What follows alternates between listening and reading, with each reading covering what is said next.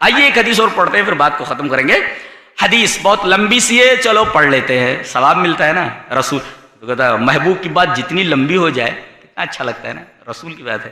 مجھے تو پڑھے, میں اردو میں حدیث نہیں پڑھتا. حدیث اس طرح حدثنا سعید بن ابی مریم, یہ سند شروع ہو رہی.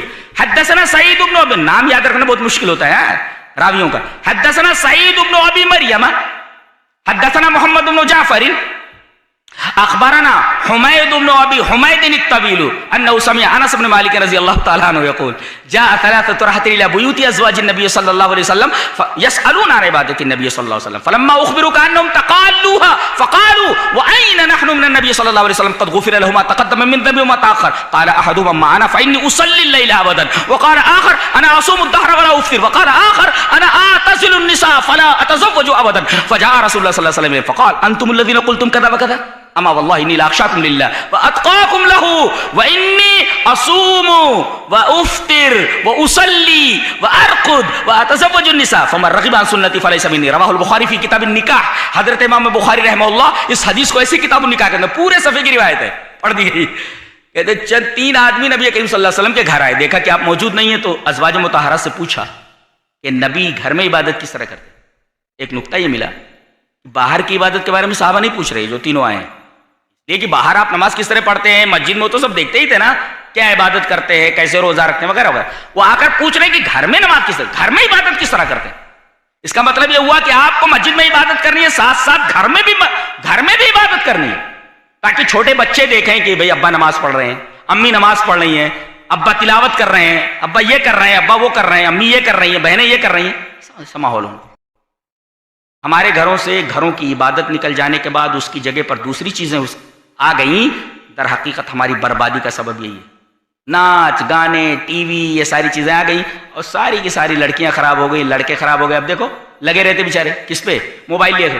اتنی دیر میں اگر اللہ کی تصویر بیان کریں تو ان کا چہرہ منور ہو جائے اور ان کی روح کے اندر تازگی ملے, وہ لگے رہتے. اسے کیا ملنے والا ہے, اسے کیا ملنے والا ہے.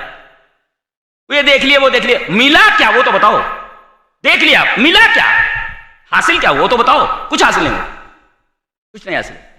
خالی ٹائم کا ضیاع ہے, وقت کی بربادی. اتنا محنت کرو, روزی کماؤ, کسی حلال اللہ کو یاد کرو, اس سے کیا لگنا. ضروری چیز ہے, ضروری چیز اس سے کر لو. اسی میں لگے رہنا, غلط غلط چیزیں دیکھنا, اس کے لیے نہیں ہوتا.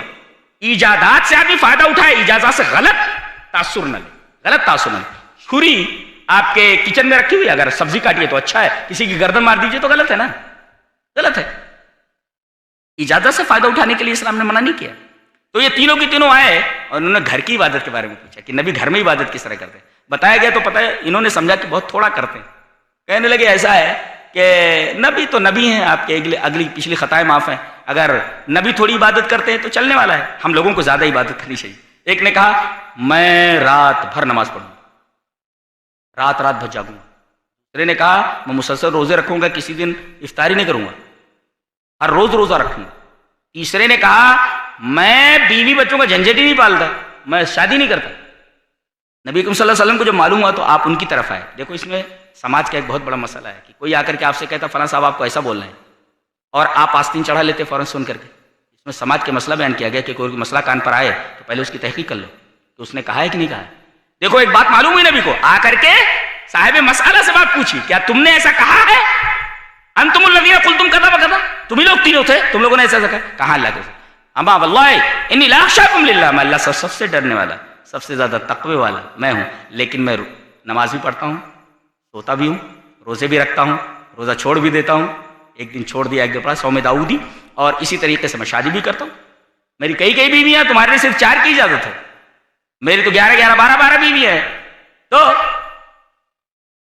مطلب یہ نہیں کہ آپ دنیا کو چھوڑ دیں, بلکہ دنیا میں رہتے ہوئے. ہمارے ہاں نیکی پازیٹیو نہیں ہے, نگیٹو ہے. آپ معاشرے میں رہ کر کے برائی کی آنکھوں میں آنکھیں ڈال کر کے آپ برائی کا مقابلہ کر وہیں رہیں. آپ کو اجازت نہیں کہ آپ رہبانیت اختیار کریں, لوٹا ڈنڈا اٹھائیں اور آپ چلے جائیں کسی غار کے اندر اور کسی پہاڑی کے اوپر چلے جائیں, آپ پادری بن جائیں, آپ سادھو بن جائیں, آپ صوفی بن جائیں. اس کی اجازت نہیں ہے. آپ معاشرے میں رہیے, برائیوں سے مقابلہ کیجیے.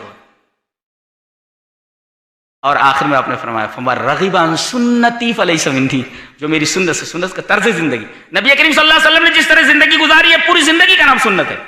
اور اسی طریقے سے ہم کو چلنا ہے، یہ محبت کا تقاضا ہے. اور جو آدمی سنت سے اعراض کرے اور خالی اقرار محبت یا اظہار محبت کرے، اس اقرار محبت اور اظہار محبت کی کوئی اہمیت اللہ کی نگاہ میں نہیں ہے، نہ اس کے رسول کی نگاہ میں.